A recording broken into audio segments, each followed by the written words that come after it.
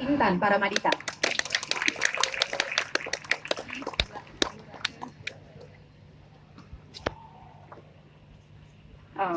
Yeah.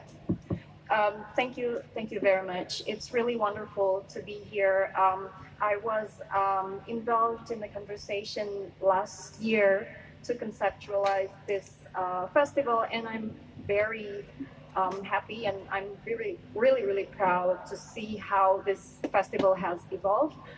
So thank you again, organizers. Yeah. So I'm going to read a piece from an excerpt from my novel Gentayangan, Pilih Sendiri Petualangan Sepatu Merahmu, or The Wandering. So the novel came out in Indonesia in 2017, and it was translated into English, and it will come out in the UK early next year. So I'm going to read the translation by Stephen J. Epstein. So a bit about the background of the novel. This is a novel that poses questions on travel and displacement in our globalized world. And the reader can choose their own narrative path. So you can say, choose your own adventure. So it's the travel of you, the reader. If you make the wrong choice, you might end up here in the story that I'm going to tell. So here you are entering an abandoned terminal at the JFK airport in New York. And there, no one seems to be coming or leaving. And you meet a man who claims to be an alien from an outer space. Now, this is your encounter with him. And he starts telling you, he starts doing his monologue. The third world cannot imagine outer space. You are not American. Where are you from? Are you a traveler as well?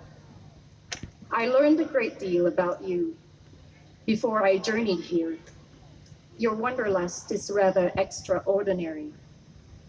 This terminal was built from a desire for travel to the moon.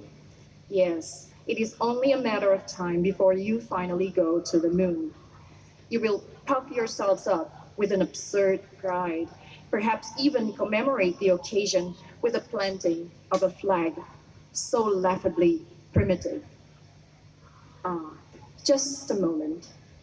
Your mother tongue is not stored in my memory. I am tracking your geographic boundaries. Your territory is expansive, but your language appears invalid. I do not have a conversion program for it. My apologies. We will have to communicate in English. As you can see, I'm not of this earth. Think of me as a neighbor. Where I come from, we do not voyage with ancient ideas. We neither colonize nor proselytize.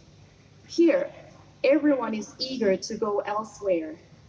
Paradoxically, you are also fanatical about constructing fences and walls. You have different worlds here, first, second, third, because you believe that each new problem can be solved by applying a name to it. You all wish to travel beyond the outer limits, but you continue to draw those limits. Not everyone can leave, not everyone may enter. We only journey from home when we encounter a disturbance. I hope we can get along as neighbors, but your behavior concerns us. Our mission is clear. We come with a warning. Headquarters sent me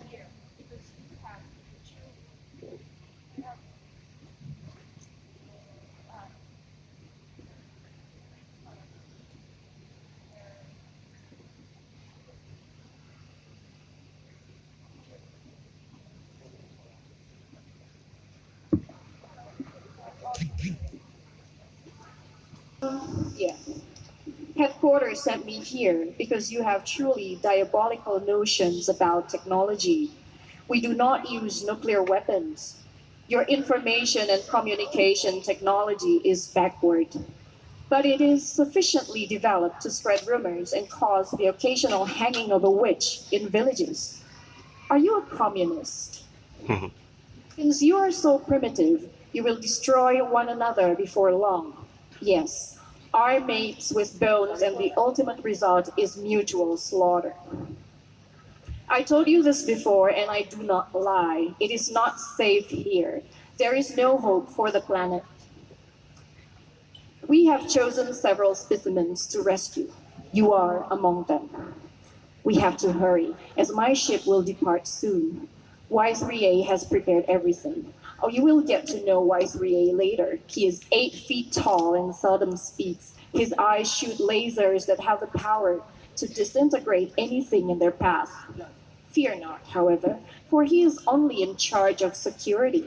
You might consider him a policeman. Those eyes of yours, they convey signs of disbelief. You think I'm boasting? Of course, you do not believe me. You come from the third world. The third world cannot imagine outer space. Do you know why science fiction flowered in the first world? Those in the first world dominated technology. They imagined traveling to other galaxies because they could. When this terminal was built, based upon conceptions of outer space, the third world was distracted by its own problems. There's a term you use to describe that situation. If I'm not mistaken, that term is decolonization. I will save you, but you cannot travel with your body. It will be useless on my planet. There's no point putting you into suspended animation. You would not survive. Therefore, you need to be relieved of your primitive container. This will not hurt much. No, this guy is sick. You're trying to remember what happened after he pushed you through the door. He must have knocked you unconscious. When you come to, you find your hands and feet bound. Your mouth is covered with duct tape so that you can't interrupt his long diatribe. He's a space alien, at least that is how he understands himself, stuck in the 1960s when this futuristic terminal was in use, before humans landed on the moon, before the Berlin Wall fell and the Soviet Union collapsed. He still speaks of the Cold War even though 2001 has already come and gone. You have to get out, but walls surround you, white, sterile. There are no cracks, no exit. He adjusts his glove. Your bound palms break out in a sweat. This is merely part of the teleportation process. He approaches you and deftly laces his gloved fingers around your neck. You struggle to kick him, but he's too strong. He wishes to extract you from your corporeal shell so that you can take off like a rocket. 10, 9, 8, 7. You jerk your body as forcefully as you can. You're enraged. Your adventure must not finish here so prematurely. You refuse such a stupid ending. You never even wanted a science fiction adventure. Is he really an alien or just a lunatic? A serial killer who believes he saves his victims by transporting their souls to another dimension. 6, 5, 4. His lips are so close to your ears. What he says sounds familiar, like a line from a film or something. In space, no one can hear you scream. 3, 2, 1. Thank you.